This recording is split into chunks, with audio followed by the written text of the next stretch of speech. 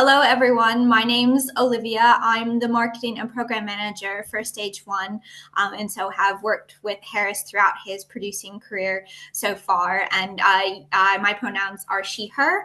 And for anyone it's useful for, I am a young woman in her early 30s, white, brown hair, brown eyes, and wearing a gray shirt. Thank you so much, Olivia.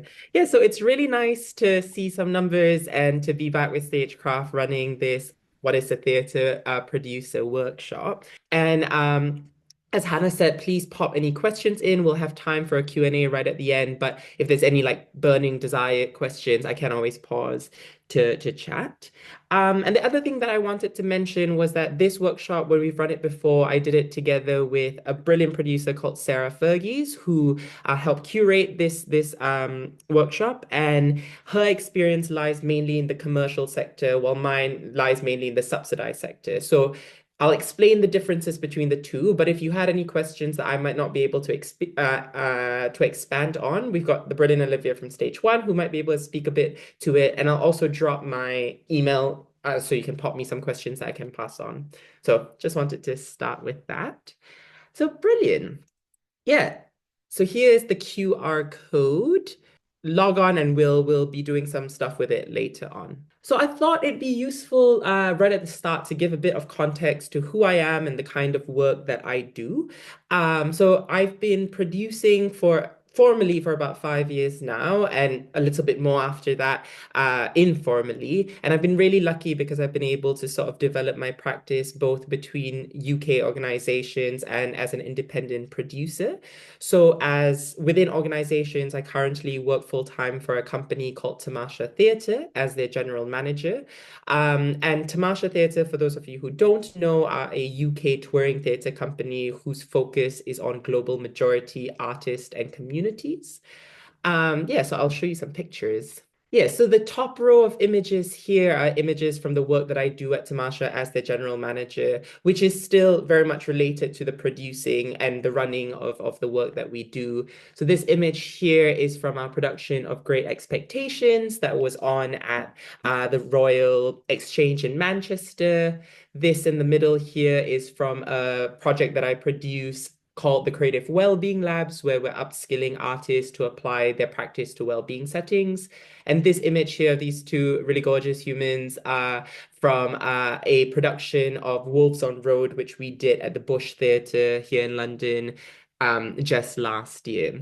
So that's the kind of work that I do with organizations. And independently, my work is still very much related to producing, though my focus is largely on working with new early career sort of creatives and companies. So images below here are from a company that I work with called Sweet Beef Theatre. So these two images are from a production called Crying Shame, which I produced that won the Charlie Harthill Award and that went to Fringe and across the UK.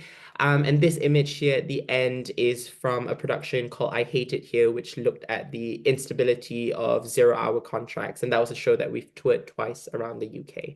So I just want to give you a bit of sense of what I do, the type of work I'm interested, the scales in which I work in, so that you have some context as to the kinds of things that I'm talking about. And I'll be referring to some of these projects as we go on. So now with that, the question that I like to pose to people at the start of this, as the title is what does a producer do? And what is the role of a producer? So if you go on the Slido app, I believe now you should be able to see a list of roles, etc., that you will be able to interact with. So there are a bunch of roles, tasks, etc. And I just want you to take a couple of minutes or a minute or so to just click whichever ones you think is related to the role of a producer. So go ahead and do that if you like. Thank you so much. I'm seeing some responses. That's awesome. Wonderful. Should all be able to see this live. Isn't Zoom crazy that we're getting to see this? Wonderful. Stunning. Just give you about a minute more to finish up.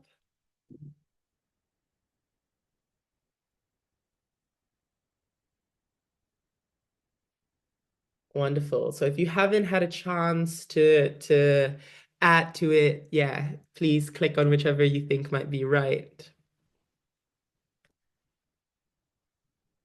Cool. Wonderful. So looking at this list here, it seems like the most popular thing that people think a producer does is a manager. Interesting. Followed by followed by a fundraiser or an administrator. And then we also have things like an investor here. Some people think it has to do with finance, contract negotiation. Wonderful. Thank you so much for filling that up. Cool. So I was also a bit, I wanted to also share with you what some of our past participants have said. And similarly, people have really brought out the idea as manager, as a key thing that a producer does. Event planner, administrator, so quite similar to what all of you have voted for as well. This is a bit of a trick question, really, because the reason why we've put all of these roles is that in one way or another, a producer is involved in all of these things. Depending on the scale of project and depending on the kind of work you're making, the likelihood is that as a producer, you will be engaging with one of all of these tasks. So very big scope of things that a producer does, and we will delve into some of this throughout the presentation. Stunning.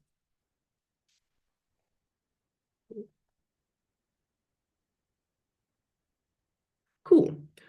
So I've spoken a little bit now a couple of times about scale. So I use the term scale. I think I've mentioned the terms commercial, subsidized. And I wanted to kind of give a bit of an overview about the difference of the different kinds of works and productions that are around that we might see. If we wanted to go deep into distinguishing it, it's probably a whole other workshop.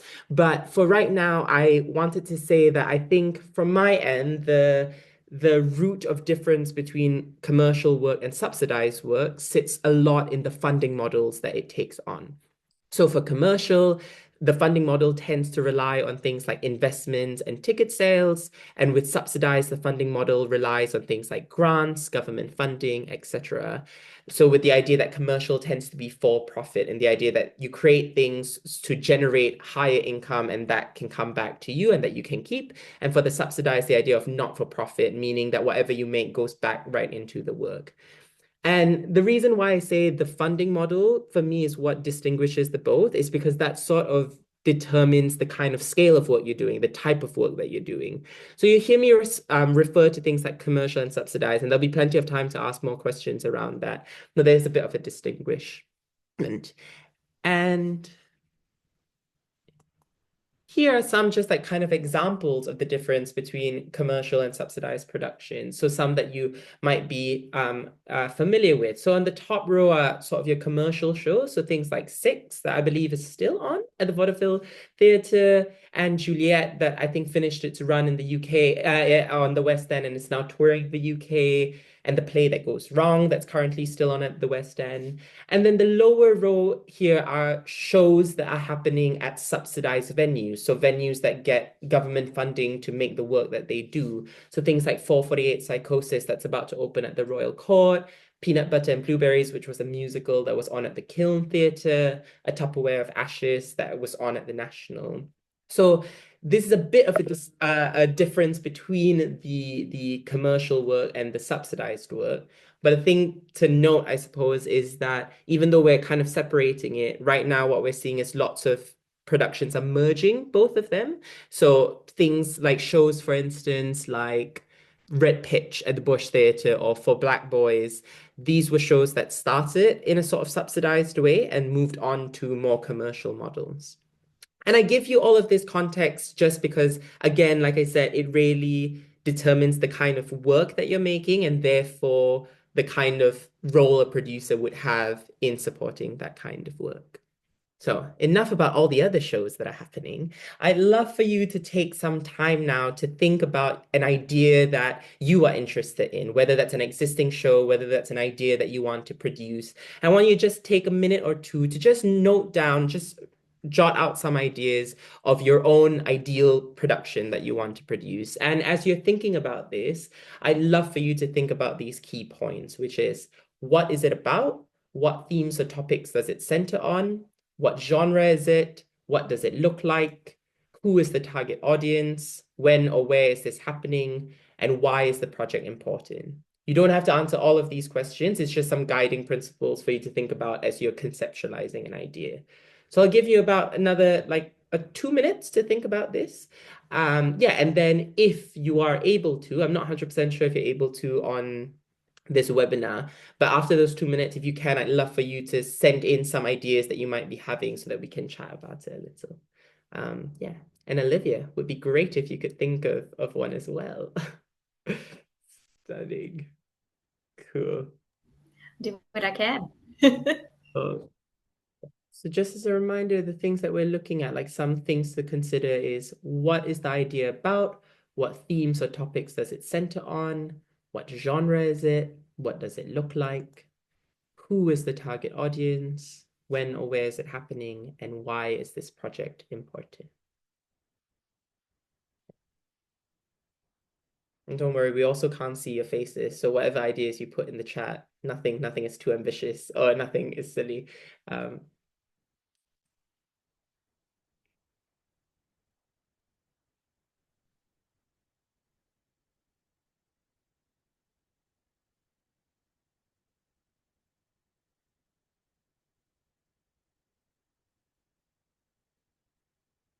Fabulous. Would people like to try and pop in the chat some of the ideas that they're thinking about? Like let us know what ideas you have. Let's see if this works. We might need Hannah's help on it because I'm not sure if you can send comment to everyone, but yeah, feel free to try and pop things in. If not, I will ask Olivia for what her idea is. But yeah, amazing. Yeah, feel free to try and drop this in. No pressure, but it would be great to hear some of your ideas. Okay, wonderful.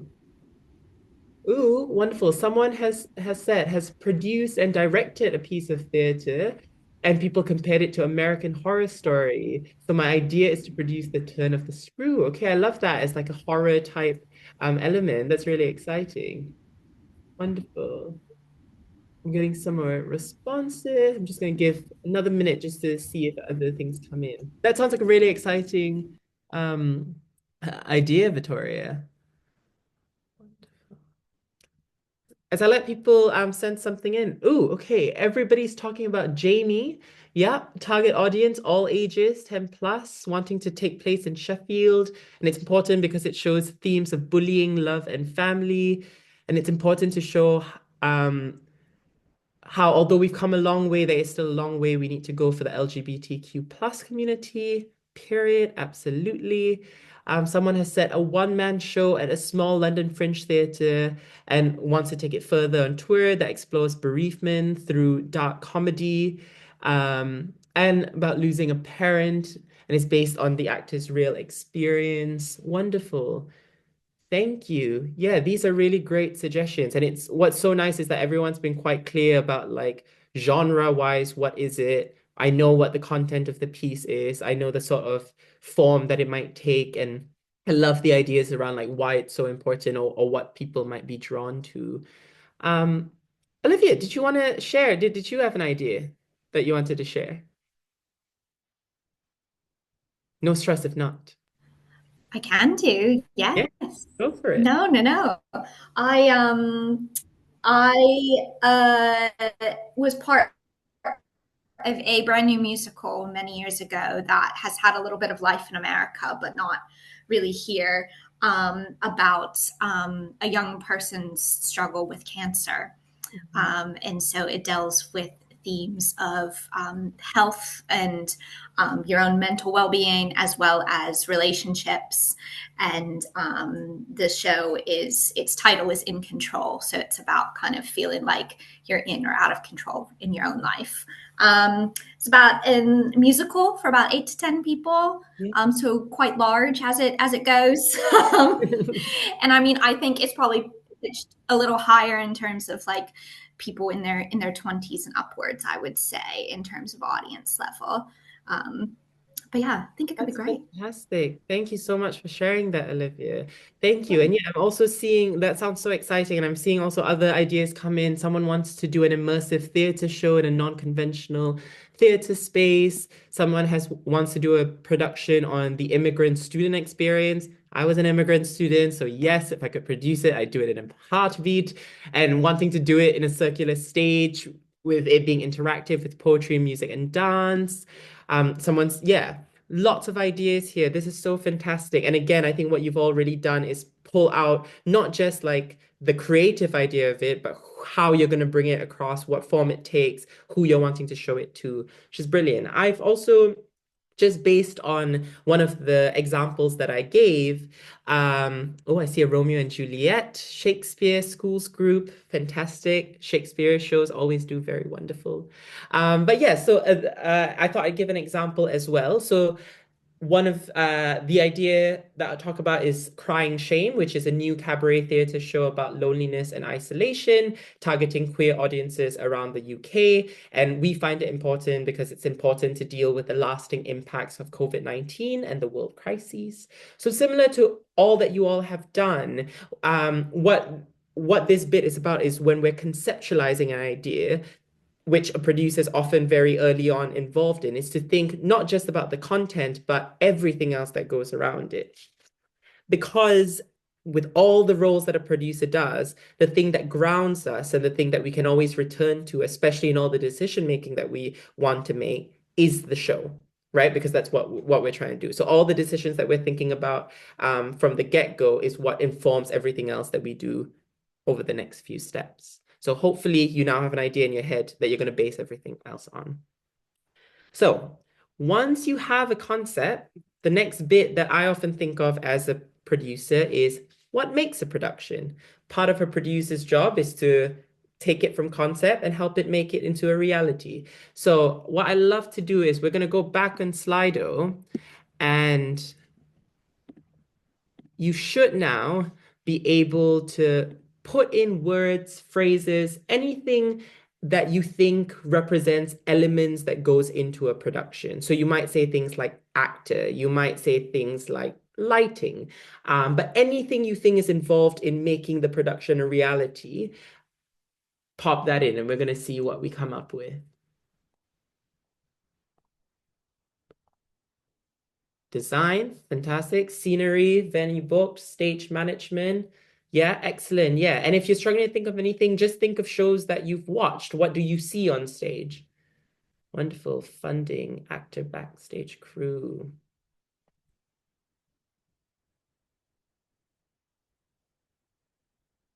Yeah, I see funding growing bigger. Good one.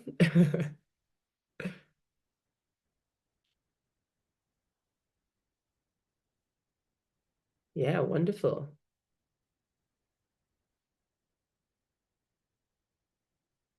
It's going to give us about a minute more. So yeah, throw in as many things as you want. Nothing's wrong. We're just going to have a look at it. Fabulous. Crew is now becoming bigger. Yeah, we can't do anything without crew.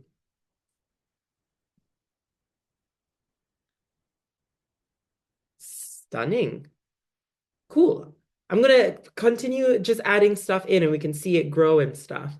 But yeah, as you can see, there's sort of an infinite list of things that are required to make a production happen.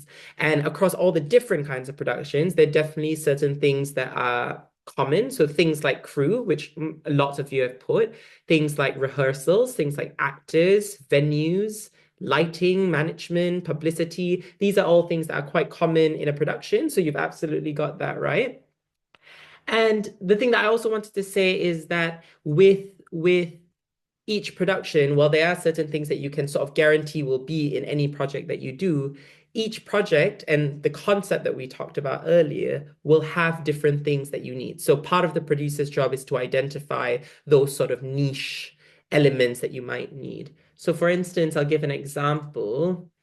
With Crying Shame, we knew that we wanted it to be an ensemble heavy show. So something that as producers spoke to the creative team about was that we wanted 5 actors. So we knew that was something we had to do, 5 actors.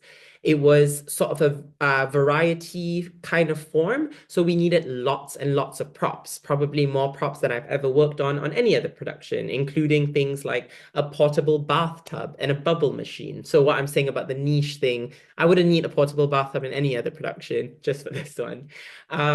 We knew that we wanted the show to be quite visually stunning. So something that we wanted to put in were custom-made costumes.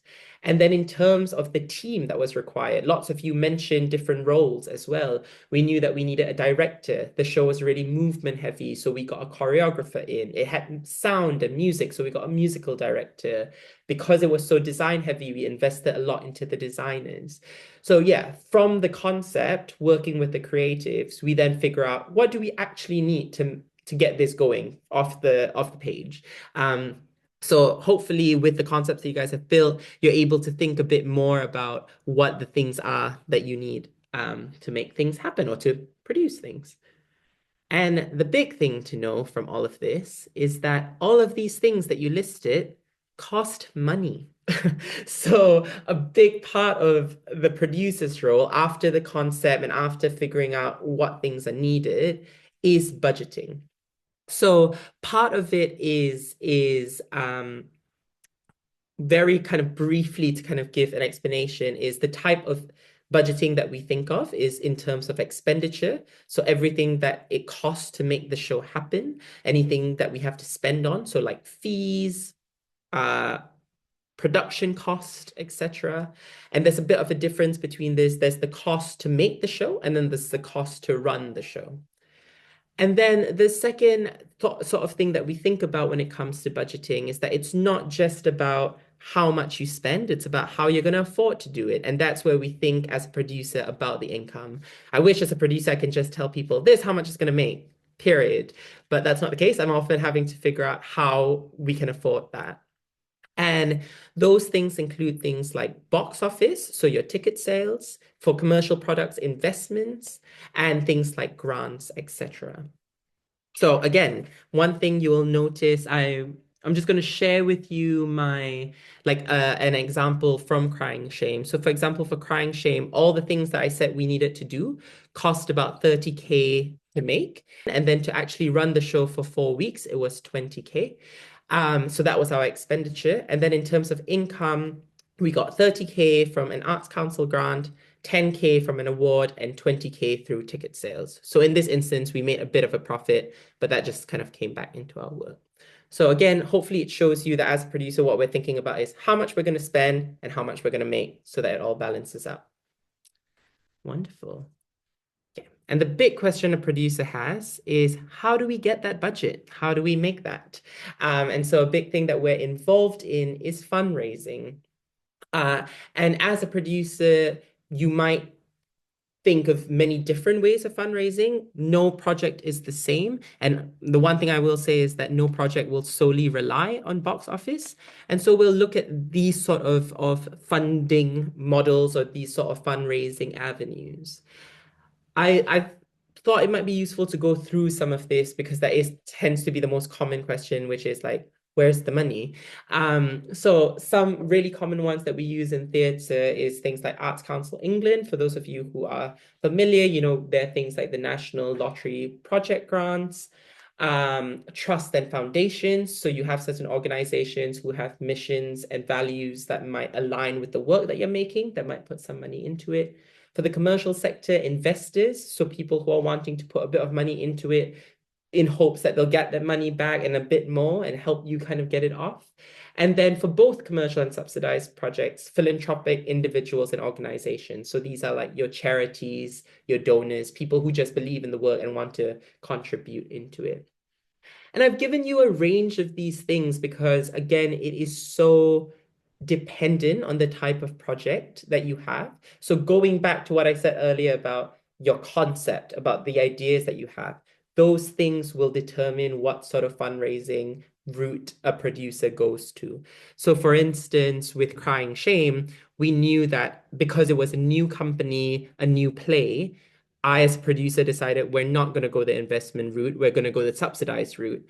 And so we went to get a project grant.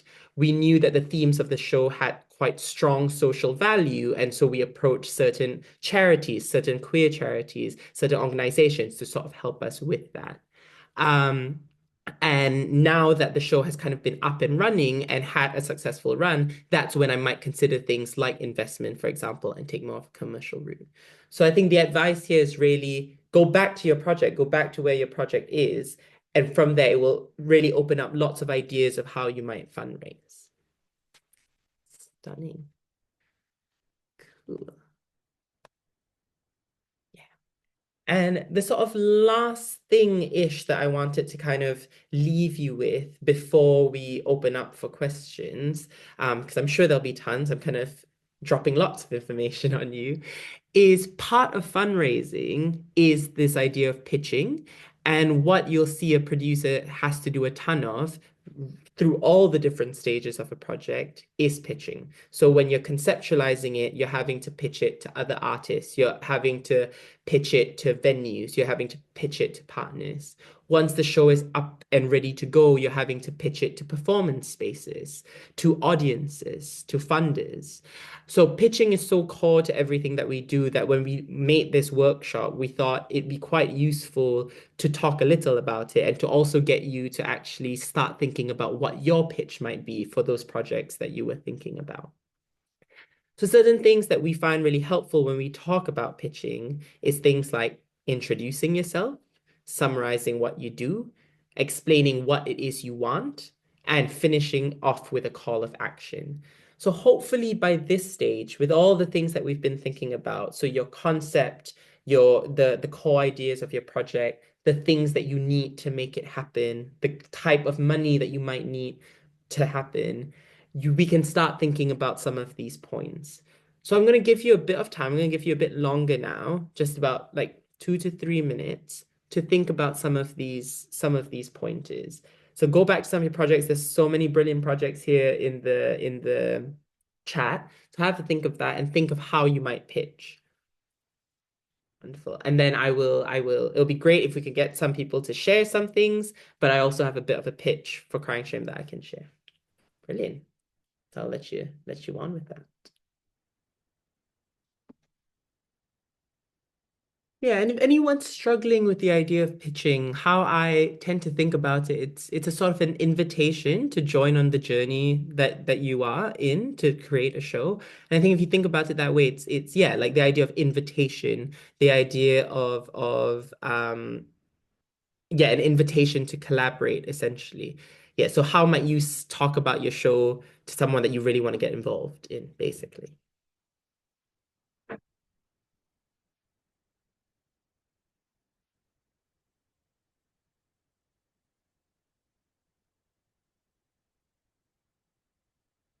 Wonderful. Cool. Do people want to start kind of putting in the chat some ideas here? Just anything that they might be thinking about in regards to what they might say within a pitch? Or if it's easier, what I might do is I'm going to share what I've used as a pitch, and then you'll be able to see, and then maybe we can try to replicate a little bit. Cool. So I'll start with that. Wonderful.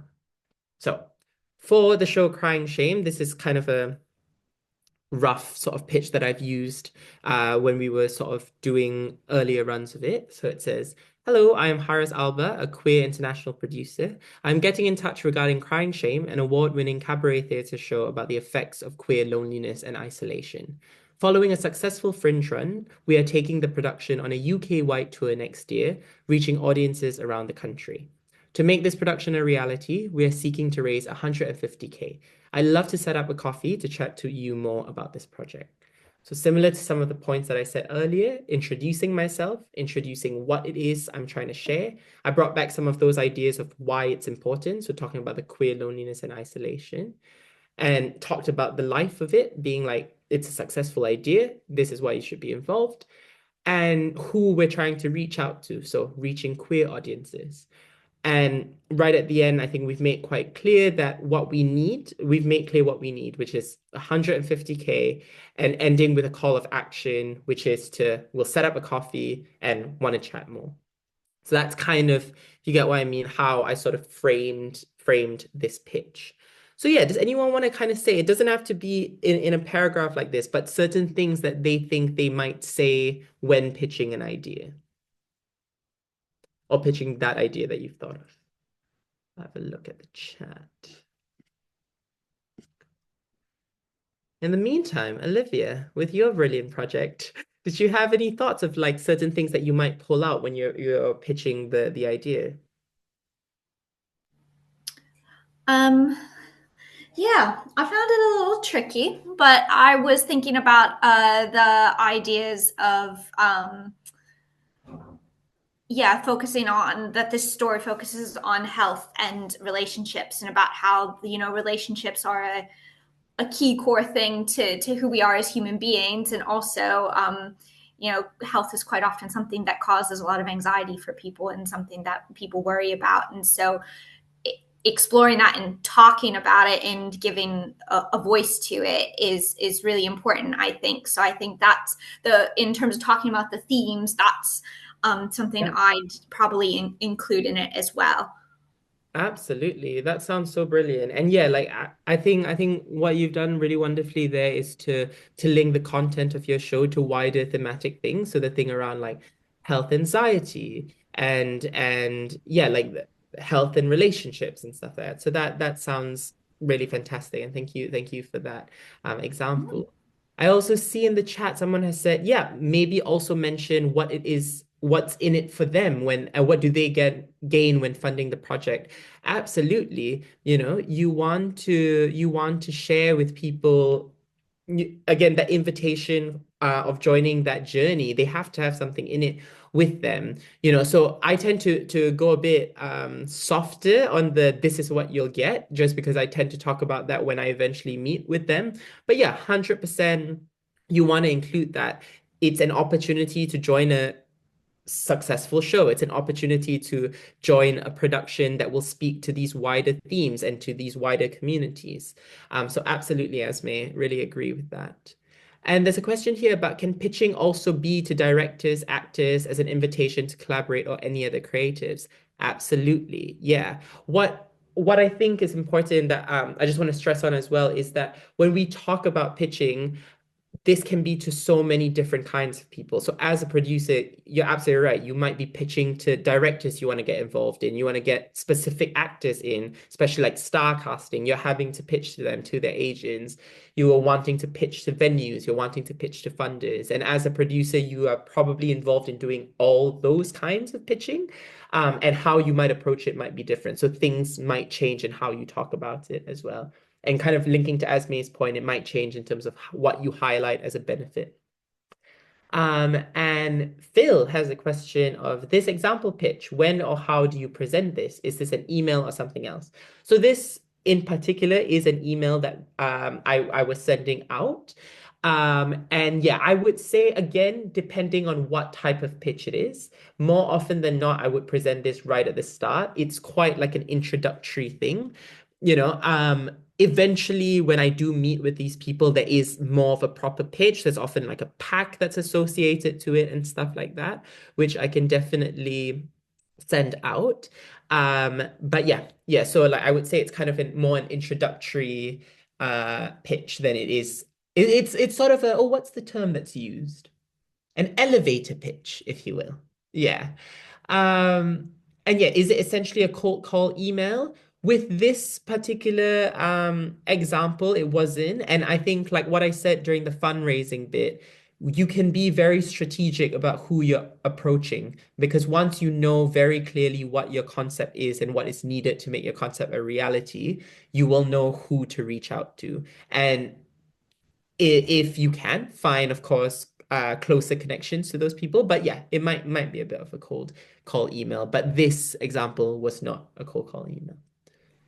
I would say also, just if I could add Yeah, yeah. something, when if you find that you're pitching to someone in particular, and there's a probably in some ways a reason why you've picked them, if there's anything you can connect to them about why you're approaching them with this Yeah. project, that's, I think, a really key thing as well, and really really important, because if I was on the other side of the table, why someone would be bringing this to me specifically. I would want to know that, and sharing a bit about why you think that would mean something to me if I were sitting on the other side.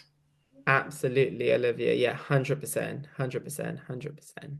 Oh, there's an example here, and then I'm going to start wrapping up just so that we can get into a Q&A before we have to close. But thank you, Victoria, for sending this example. But it says, hello, I am Victoria, an international award-winning producer and director. I'm getting in touch to present to you our next theatre project, The Turn of the Screw, an immersive journey. It's a theatre show that goes beyond the boundaries of ages and passing time. After the first tour in Italy, which was successful and compared to the atmosphere and jump scares to masterpieces like American Horror Story, we decided to do more. We will do a European tour with a different adaptation as an immersive theatre show, reaching adults and families around all Europe. To do that, we're looking for some partners and investors to reach 200k euros. I would love to have a quick and informal chat with you to go deeper and understand together if we can collaborate on it. Brilliant. Well, yeah, you've got like great information here. You've told us what the show is. You've told us what it's going to feel like. You've told us the success of your previous journey, which is really wonderful thing to really pull me in, as especially if you're asking for an investor is, yeah, I'm like, cool, I know it's successful. And you've clearly also said who you're trying to reach and what you need to reach it. So that's fantastic. Thank you so much for sharing it. Last comment is perhaps highlight as well the problem or the need that the project addresses to clearly convey why this project is necessary. Absolutely. Yeah, and again, like goes back to there's so many things we can say in a pitch, isn't it? And I think just as Olivia said, it's also about who you're pitching to. You know, some people will be more interested in some things than others. So absolutely like adapt your pitch as you'd go. Yeah, wonderful. Sorry, that just says your turn. Cool. So now I am right on time, aren't I, Olivia? Yeah, brilliant. That was really like a kind of a quick fire round of what are the things that a producer does, or what are the things that are sort of included in the role. But yeah, just wanted to open some questions up to you because it is a lot of information. Hopefully be able to send these slides across to you as well, and send you my contact so we can always chat about it. I But I can see see. that Phil has raised the hand emoji. So I don't know if Phil's got a question that they're going to pop into the chat box for us. Let anyone, by all means, whack some questions in. We do only have a couple of minutes. But yeah, as Harris said, we can swap Wonderful. emails and stuff. Yeah, absolutely. Okay, cool. I see some questions. And Phil, yeah, I see your hand raised, but I think if you pop the question in the chat, I'll be able to answer it. So Esme asked, why did you personally choose subsidized projects?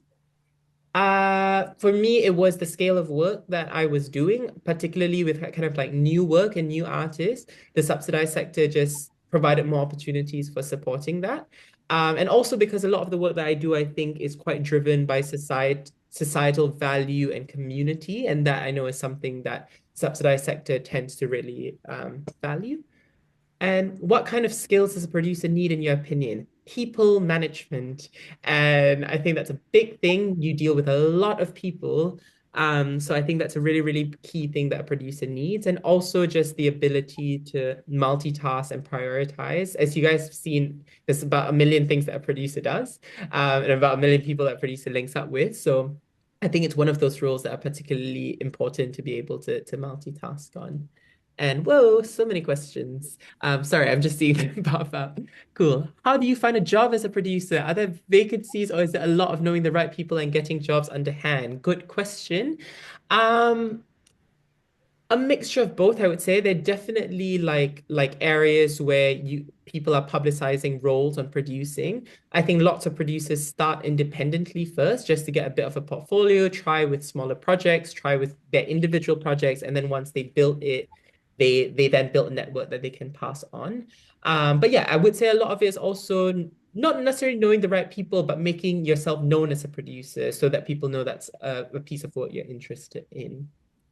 Are charities and options for fundraising or just for collaboration? Depending on the type of production and the type of charity and the type of organization you are. Lots of charities will have some project funding, but they're usually quite specific about what they fund. So I tend to use them more for collaboration rather than fundraising. I'm just going to really quickly jump in because I don't know if our Zoom is going to cut out at any point because it's only set for 45 minutes. Got So you, got I you. just want to say a huge thank you to Harris for hosting today's session. Harris, if you're happy for me to connect with everybody after this with your email address, they can continue Absolutely. popping any questions across because I don't want anyone to walk away without anything answered, but I'm just very conscious that we might get cut off. If it doesn't happen, it Absolutely. doesn't happen, but I'm just in case. 100%. Yes, please share my contact. If we get cut off, I just want to say thank you so much for being here. It was so lovely. I will just keep trying to answer questions as we go. But yes, yeah, thank you so much. It's so incredible. And yeah, please feel free to pop me any questions. And before I go, actually, just to say that a great network for producers, especially ones who are trying to like enter, is Stage One. Connect with Stage One. They'll help you out with it. They'll show you where the jobs are. They'll match you with the right people. They'll support you. So yeah, very important thing to say. Thanks, Yes. Harris. Yeah, mentor placements. Yeah, Stage One does placements as well, so keep an eye out for that. When it comes to pitching, how essential is it to have previous success? Um, It depends who you're pitching to, I think. And I think it's about your idea. I think it's always useful to have some sort of grounding and portfolio. But lots of places. I work for Tamasha and we work with a lot of early career creators, and we've definitely worked with people who've reached out who it's like their first show or whatnot. So yeah. What advice do you have for starting out in entry-level roles? Yeah, same thing. It's about, yeah, putting yourself out there, try a variety of projects, try to get involved where you can, and really find what your niche as a producer is. What is it that you like doing? What kind of work are you interested in doing? Because that's I think the thing is that you will eventually be reached out. So I get reached out now for a lot of queer work because that's my interest, and that's what I've sort of built a portfolio on. Um, yeah, how do I find opportunities as an assistant producer to learn while working? Yeah, lots of producers are looking for assistants. And that's actually a really, really great route in to support with that, to support with like the administration of it. I started as an assistant producer and it was the best thing to see what it is producers actually do. Yeah, and arts jobs, very good as well. Sorry, Olivia, you're going to say something. No. I was just gonna say, yeah, I think I've put somewhere in the chat, but we at Stage One do producer placements every year. Our Bridge the Gap producer placement is currently open, actually, and that's a 1 year placement with the Kiln Theatre. Harris was one of our Bridge the Gap placement producers at the Gate Theatre 1 year as well, and then we also have our London and national placements that'll open in May, and that's 4 London placements and 4 national placements, so 8 1 year full-time jobs learning in a producing house in the UK. I'll also say if you're looking for opportunities and also like wanting to put yourself out there, sometimes if you meet someone and you'd like to learn from them, asking about a shadowing opportunity is never a bad shout. The worst they can say is no. And it's really just a case of we allow you to sit in the room for some things and not necessarily have to give you tasks and things to do, but sometimes sitting in the room and listening can be really beneficial as well. And so that can be an easy way in of asking someone if they could shadow, if you could shadow them for a day, kind of thing. Yeah. And lots of producers will be so happy to shadow. Yeah, it's a really beautiful thing to have lots of people in the space. So absolutely do that. Thank you so much to everybody for joining us, and a huge silent round of applause for Harris. Thank Yeah, you this is all so a much. fantastic session, and hopefully you've all gotten something from it and that you can take away to become budding producers. So yes, Yeah. thank you I so, look so much forward for to seeing you joining. all one day. See you. Bye-bye. Thank you. Take Thanks. care. Thank you so much. Take care, everybody.